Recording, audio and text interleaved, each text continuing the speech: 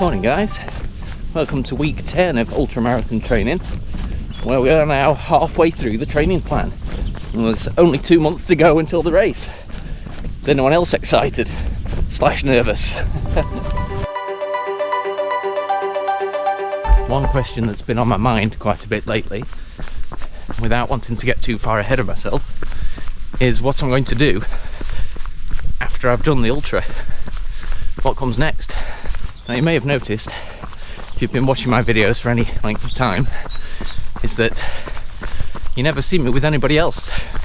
I had one long walk with my brother, but apart from that, the 2 10k races I ran with other people, and that's it. Not done any park runs, not trained with anybody, not been for a social run with anybody. It's just been me, which suits me. Being an introvert, you know, this is fine. Being with people takes energy, and hard work to make a conversation with at times, but I appreciate the benefits of being with other people, and I do want to try doing things more social with my running. So that's something I'm going to look into after the ultra. So what are the options if you want to be social during your run? Park run's a thing. I don't have a barcode for park run. I haven't looked into the process for joining up. I gather it's fairly straightforward, and there's at least one park run only a few minutes drive from where I live, so I could look into doing that. I could just go for a run with somebody. I know there are other runners in Chesterfield, but making contact sometimes a bit awkward, so I'm not quite sure how to initiate that. And the running club is the other thing. Now, I don't know the first thing about running clubs. You know, I don't know who joins them, what you do when you're in one, whether you have obligations to race or train or anything really. I'm totally clueless on that front. I did have a helpful chat with one of my Strava buddies, who is a member of the predominant running club in the area in northeast Derbyshire, and yeah, he painted a very good picture of the place and said you can turn up for a kind of a tester run if you like, and I confirmed that later by looking on the website. Not that I didn't trust him, but just to get some more information about it and see what more I could find out. So it does look like a good place to be, and I'm sure I'll look into that once I've done the ultra.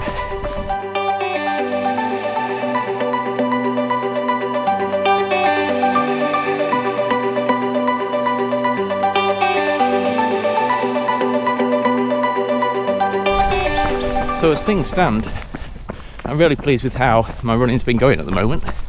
I've had a plan to stick to. It's involved consistent running 5 or 6 days a week, and strength training usually twice a week, and I've been eating enough to keep myself adequately fueled to recover, making sure I sleep enough, and it's been working. So those are things that I can build on going forward. But what I intend to do is cut down on the running a little bit when I'm no longer training for an ultra, and building other things that should also help. Things like mobility and flexibility work, which may be yoga based, and also improving the quality of my diet, which isn't bad at the moment but could be better. And I've always liked the idea of seeing what happens if you can try and minimise the sugar addiction that a lot of us seem to have, and that we all know isn't very good for us. So back to the present and the recent past. Let's have a look how week 10's training has gone. So Monday was the first run of the week. That was flagged as 8+ on my written notes, which means 8k steady plus strength training once I get back home. That's sometimes slightly daunting before I set out, knowing I've got to both run and strength train one after the other, usually on a dark evening after a full day of work. But what I've done is design the strength training plan so that it's doing exercises that I actually enjoy doing. I have a long history with barbell strength training, spending a decade or two with that as my primary exercise focus.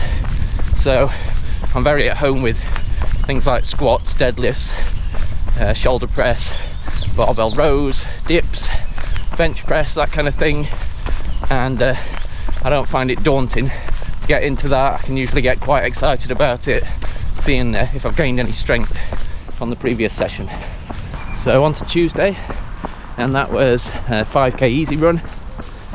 So quite often get an easy run the day before a big session, and this being speed week, Wednesday was session day, and that's when I did a speed session that was a step up from the previous week.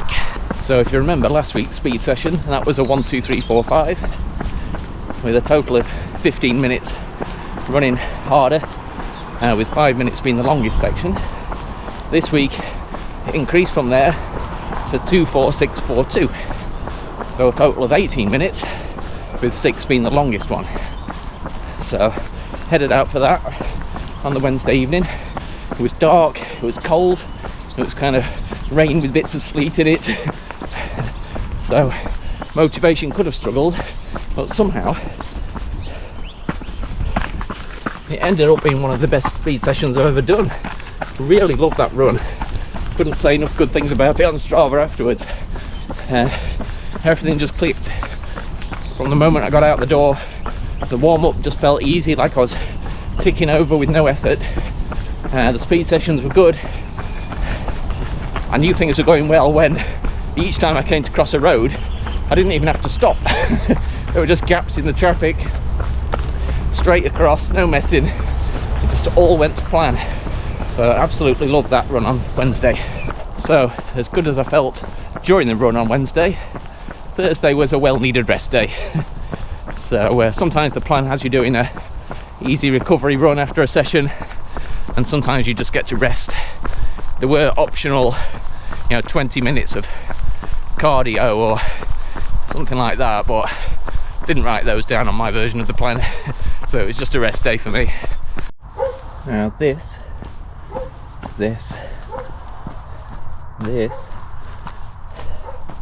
and similar, all this litter reminds me of another social aspect I can bring to, not my running, at least my exercise in general. And my youngest daughter, she's very keen to go out on a litter picking walk with me.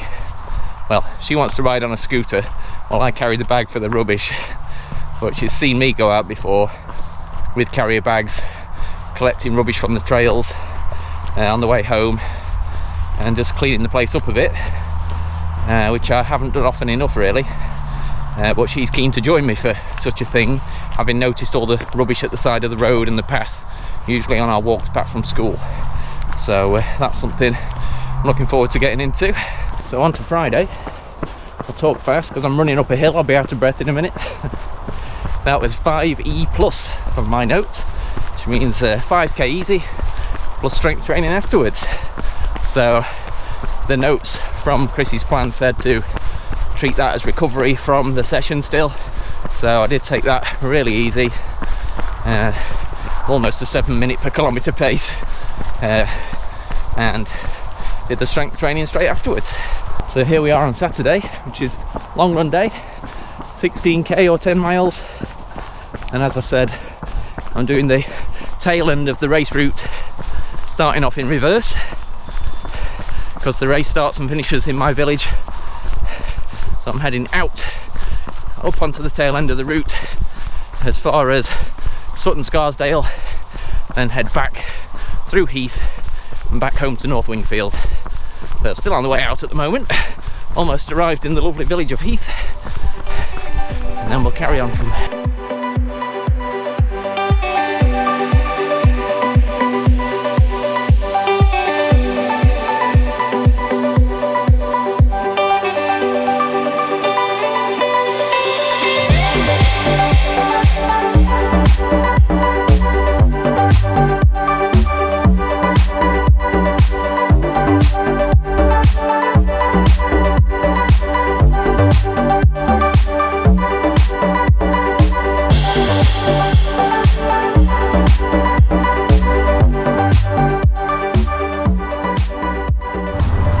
I've wrecked this part of the route before because the little signs aren't always easy to spot or follow around here, and the paths aren't always clear, but I know where I'm going. I'll show you now. So we need to cross over this field, head towards the bottom of the valley there, and then it's up the hill through those woods, up more right to the very top of the hill, and that's where my 8k marker will be. I can turn around and head for home to make this 16k long run complete. And after this, I've just got 10k to do tomorrow on the plan to finish off a week with a little bit more mileage than last week, and that will lead me towards the final hard week of the speed section, which is week 11 coming up next. So thanks a lot for watching again, guys. Hope you've enjoyed week 10, and I'll see you for week 11 next week. Cheers, bye.